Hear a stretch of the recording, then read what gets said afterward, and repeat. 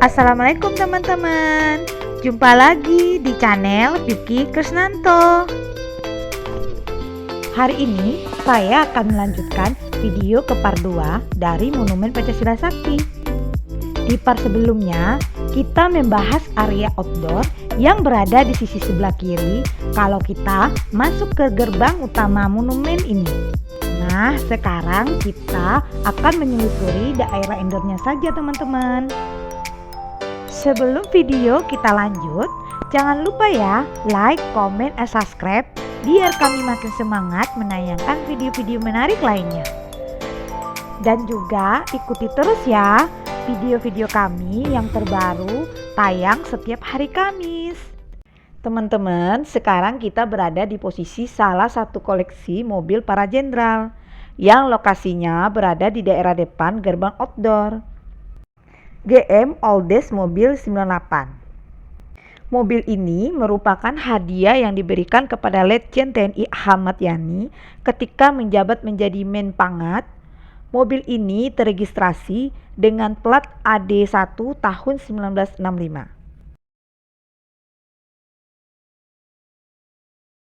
Teman-teman, kita bisa lihat sekarang dari kejauhan ada dua gedung yang akan kita kunjungi yang merupakan area indoor dari lokasi Monumen Pancasila Sakti. Gedung pertama merupakan gedung diorama berisi pergerakan PKI di Indonesia. Gedung kedua, Gedung Paseban, berisi diorama peristiwa penculikan jenderal-jenderal korban G30 SPKI di Lubang Buaya. Yuk teman-teman, kita masuk biar kita tahu lebih jauh apa saja yang ada di dalamnya. Teman-teman, di depan pintu masuk gedung pertama ini, kita menemukan diorama area Lubang Buaya yang saat ini dijadikan Monumen Pancasila Sakti. Setelah kita masuk dari pintu utama gedung ini, kita menemukan 3 buah foto mozaik berwarna hitam putih, di antaranya pertama, foto sidang mahkamah militer luar biasa terhadap tokoh-tokoh G30 SPKI pada tahun 1966 sampai 1967. Foto kedua, penggalian dan pengangkatan jenazah pahlawan revolusi di tahun 1965. Foto ketiga adalah korban keganasan PKI di Madiun di tahun 1948. Teman-teman, sekarang kita berada di lantai pertama yang terdapat berbagai macam diorama yang berhubungan dengan pemberontakan PKI di setiap daerah di Indonesia. Maaf ya teman-teman, dikarenakan pencahayaannya di gedung diorama ini kurang terang, maka ada backlight saat melakukan perekaman. Tiap diorama menampilkan patung-patung dan suasana yang menggambarkan peristiwa pemberontakan PKI di setiap daerah di Indonesia. Selain cukup detail, tiap diorama memiliki informasi tertulis, foto-foto, dan QR kode yang bisa dilihat oleh pengunjung untuk menambah informasi.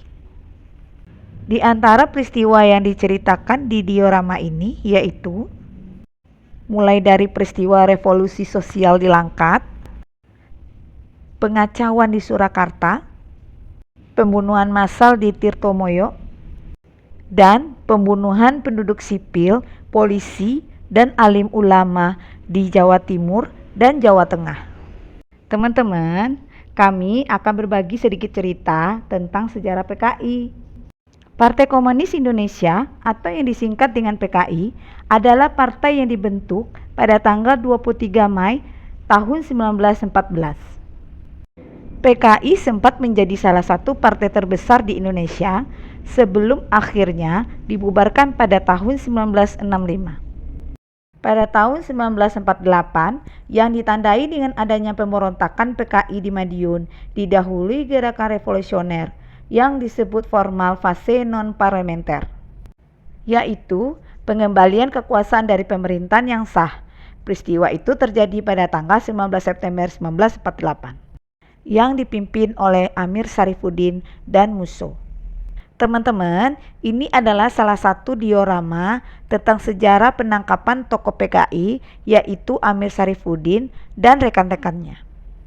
Amir Syarifuddin merupakan bekas Menteri Pertahanan sekaligus tokoh yang dianggap paling bertanggung jawab atas meletusnya pemberontakan PKI di Madiun tahun 1948. Dia akhirnya ditangkap dan ditembak mati.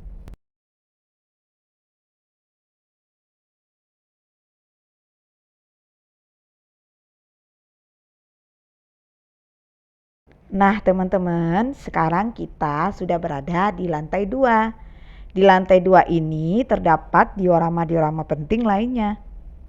Di antaranya, peristiwa Kanigoro, peristiwa Bandar Betsi, hingga penguasaan kembali gedung RRI, rapat umum Front Pancasila, dan penangkapan DN Aidit, peristiwa pembubaran PKI, operasi Trisula.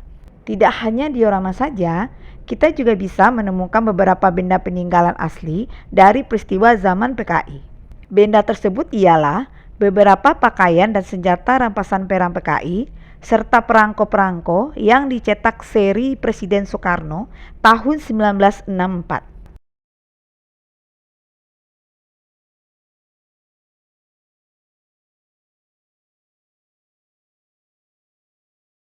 Teman-teman, ini adalah diorama peristiwa Bandar Betsi. Sekitar 52 tahun yang silam, 3 sayap organisasi PKI yaitu BTI, PR, dan Gerwani menduduki paksa perkebunan negara yang terletak di Bandar Betsi, Sumatera Utara. Mereka menangkap, menyiksa dan membunuh Pelda Sutyono, anggota TNI yang merupakan penjaga PPN. Ini adalah diorama peristiwa Kanigoro. Peristiwa ini menceritakan aksi penyerbuan PKI kepada pesantren Al-Jauhar, Desa Kanigoro, Kecamatan Kras, Kendiri pada tanggal 13 Januari tahun 1965. Tiba-tiba sekitar 1.000 anggota PKI membawa berbagai senjata datang menyerbu. Sebagian massa PKI masuk masjid, mengambil Al-Quran dan memasukkan ke dalam karung, lalu dilempar ke halaman masjid dan diinjak-injak.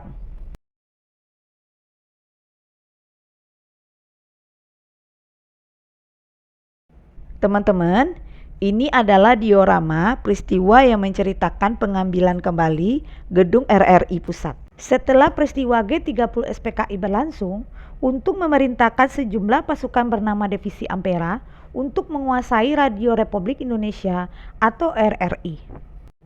Lewat media inilah untuk mengumumkan pengambilan kekuasaan dan sekaligus membentuk Dewan Revolusi dengan mengganti Dewan Jenderal. Dengan Komandan Resimen, para Komando Angkatan Darat RPKAD, Kolonel Sarwo Edi bergerak cepat. Pasukan menyerbu dengan merebut kembali RRI di tangan Untung. Ini adalah diorama sejarah tentang rapat umum Front Pancasila. Front Pancasila adalah kesatuan massa aksi yang mengajukan unjuk rasa terhadap pemerintah Orde Lama.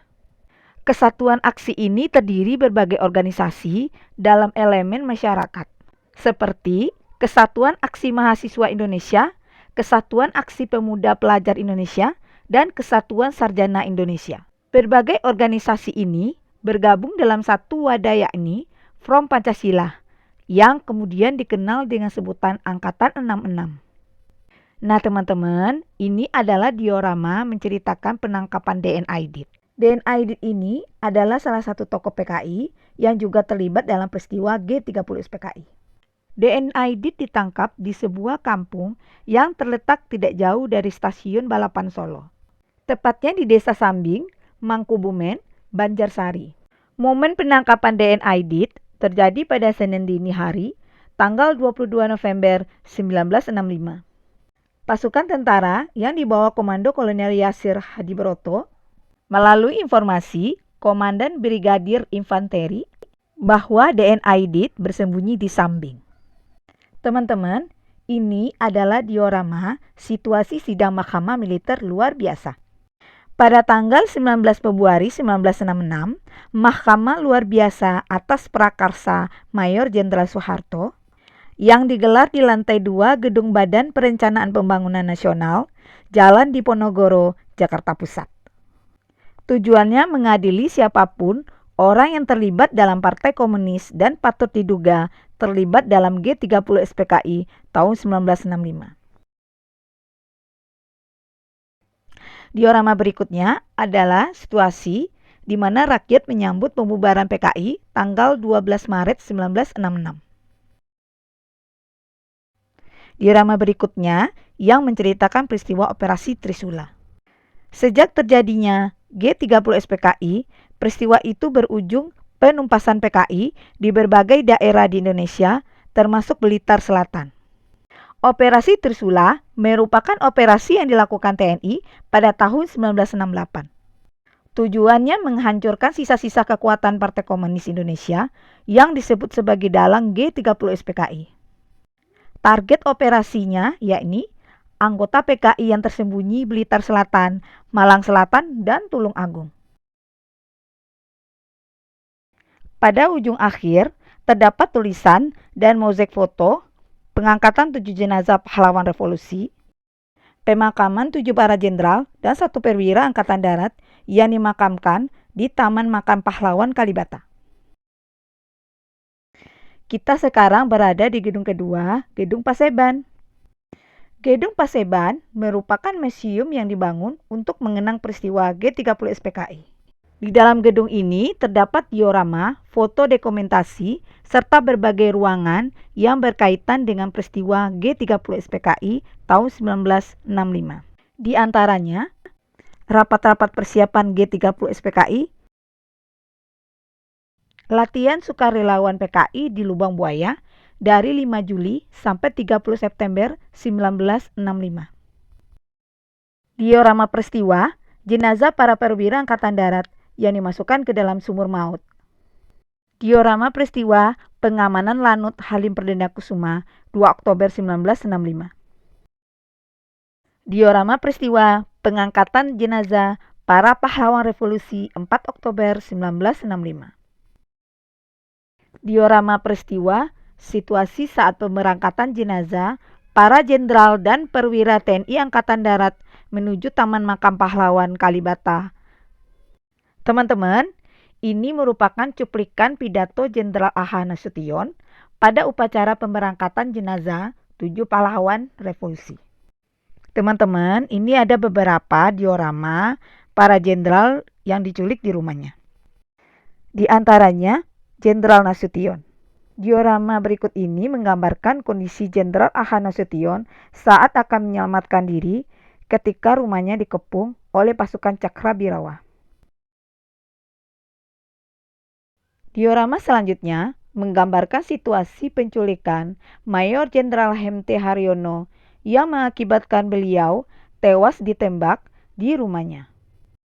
Selanjutnya, ini diorama yang menggambarkan situasi penculikan di rumah Legend Ahmad Yani yang mana dia tewas di rumahnya.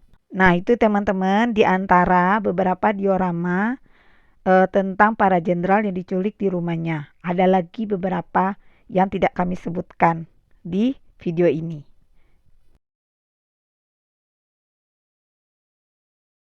Teman-teman, kami ingin sedikit berbagi informasi tentang suasana di gedung diorama ini.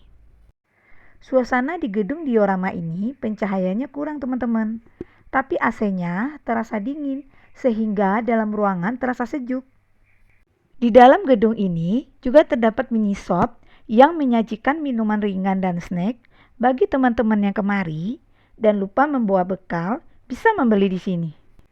Di dalam ruangan diorama ini juga tidak ada begitu banyak tempat duduk istirahat dikala berkeliling dalam gedung diorama ini. Sampai di sini dulu ya. Semoga video ini bermanfaat untuk teman-teman semuanya. Sampai jumpa Kamis depan ya teman-teman dengan video kami yang terbaru. Bye-bye.